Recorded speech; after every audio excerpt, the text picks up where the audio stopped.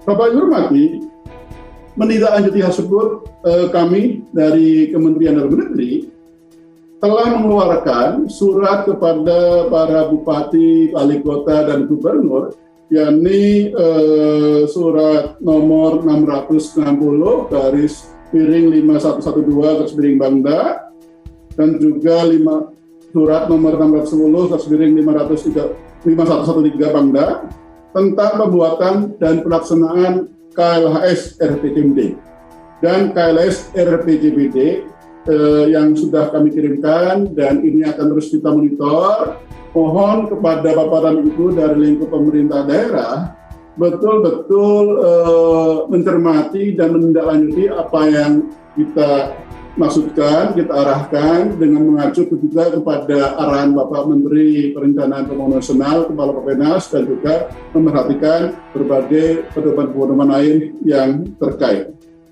Selain itu, Bapak dan Ibu semua, sebagaimana dalam hal penyusunan dokumen perencanaan daerah, tentu saja kita juga harus memperhatikan terkait masalah klasifikasi, kodifikasi, dan nomenklatur. Menteri Dalam Negeri juga sudah menerbitkan Permendagri 90 tahun 2019 dan sudah dimutakhirkan di dalam Kemendagri 050 garis datar 589 tahun 2001. Itu ada 6 sub kegiatan yang mendukung tujuan pembangunan berkelanjutan. Ini sudah kita tulis verifikasinya, misalnya adalah yang pertama, misalnya saya sebutkan aja sebagai contoh, itu yang kodifikasi 2.11.02.1.02.01 tentang pembuatan dan pelaksanaan KLHS rencana tata ruang. Yang kedua misalnya terkait kodifikasi 2.11.02.1.02.02. Ini tentang pembuatan dan pelaksanaan KLHS RPJMD atau RPJMD.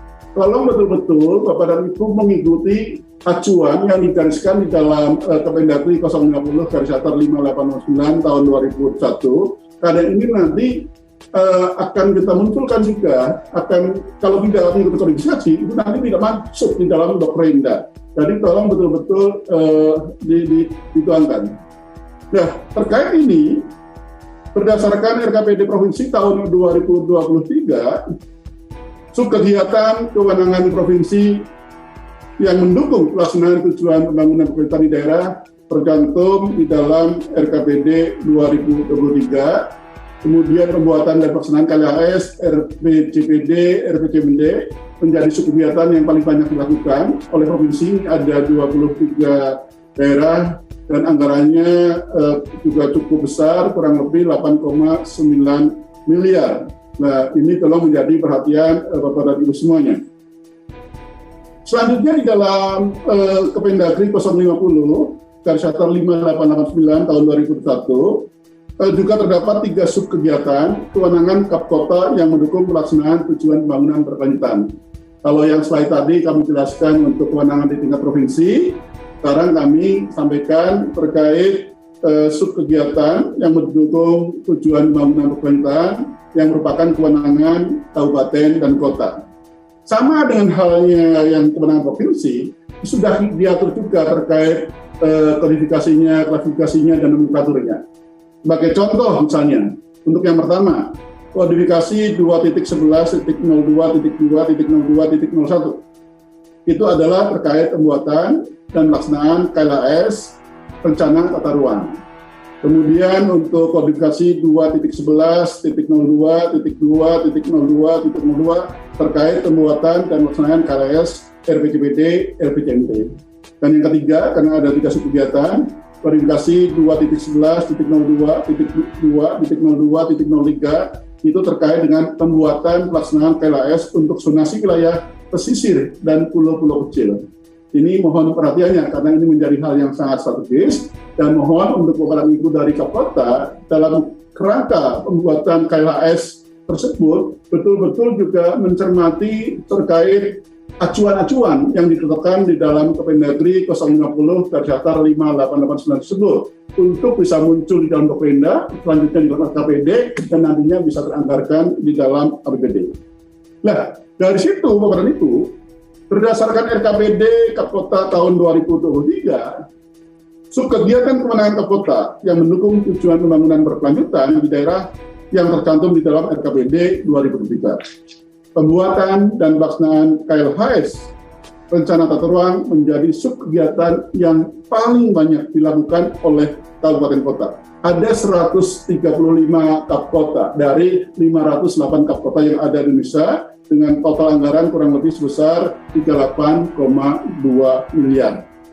Dan sebagai penutup paparan Ibu, tentu saja kita sama-sama mencermati tadi arahan Bapak Menteri Perencanaan Pembangunan Nasional, Kepala BPNS, Kepala Bappenas, bahwasannya dengan diterbitkannya Perpres nomor 111 tahun 2002, maka sekali lagi pemerintah daerah diminta untuk dapat menyesuaikan kembali target-target capaian tujuan pembangunan berkelanjutan sebagaimana tertuang di dalam Perpres tersebut. Nah, ini tolong untuk bisa menyesuaikan, tentu saja Bapak dan Ibu kaji betul dari sisi doktrinanya, kita kawal. RKPD 2023 sudah disusun, namun demikian nanti untuk pertengahan tahun nanti apabila ada hal-hal yang perlu disesuaikan, kita nanti bisa melakukan RKPD perubahan, kita cermati. Namun demikian untuk RKPD 2024 mulai sekarang dipersiapkan, pada saatnya nanti kita ada rakor tekrenbang yang akan kita lakukan pada awal tahun depan dan kemudian dilanjutkan dengan musrenbang, itu nanti betul-betul target-target capaian tujuan pembangunan berkelanjutan untuk RKPD tahun 2024 sudah betul-betul konkret, sudah betul-betul sesuai, sehingga tidak lagi kemudian kita ada alasan bahwasanya belum pas dan sebagainya, harus kita pastikan. Kemudian yang kedua, kita minta kepada pemerintah daerah optimalkan betul pemanfaatan KLHS RPJMD untuk penyusunan rencana aksi daerah. Tentu saja di dalam dokumen RPJMD yang nanti kita akan jadikan momen pilkada serentak tahun 2024 sebagai juga momen untuk terkait masalah TPP ini, tujuan pembangunan berkelanjutan ini. Ini juga momen juga untuk sama-sama bagaimana kita mencermati doktrinda secara nasional di seluruh provinsi kapkota, sehingga betul-betul kita akan menjadi komprehensif. Dan yang ketiga, untuk optimalisasi pelaksanaan tujuan pembangunan berkelanjutan, pemerintah daerah diminta untuk mengintegrasikan program dan kegiatan yang terkait di dalam tujuan pembangunan berkelanjutan dengan doktrinda, dan pastinya kita kawal betul sampai kepada penganggarannya. Untuk tahun 23 sudah ada Permendagri 81 tahun 2022 dan tentang penyusunan RKPD 23, dan sudah ada juga Permendagri 84 tahun 2022 tentang penyusunan APBD 23. Mudah-mudahan ini bisa mengawal. Nah, kalau sudah masuk di dalam RKPD 2023, ini saatnya Bapak dan Ibu kawal di dalam penyusunan anggaran APBD tahun 2023. Jangan sampai ada yang ada dalam RKPD nanti tidak tercover di dalam APBD. Tolong kawal betul. Dan yang terakhir, pastinya kalau kita bicara mengenai tujuan pembangunan berkelanjutan, itu bukan tugas satu kementerian lembaga saja, bukan tugas satu sektor saja, bukan tugas pemerintah saja. Perlu ada stakeholder, berbagai pemangku kepentingan yang lain. Tidak hanya satu OPD, organisasi perangkat daerah, tapi perlu sinergi, perlu kolaborasi, perlu komitmen antar pemangku kepentingan, dan pastinya inovasi-inovasi yang sebagaimana tadi diarahkan oleh Bapak Kepala BPS juga menjadi hal yang sangat penting dalam rangka pencapaian tujuan pembangunan berkelanjutan.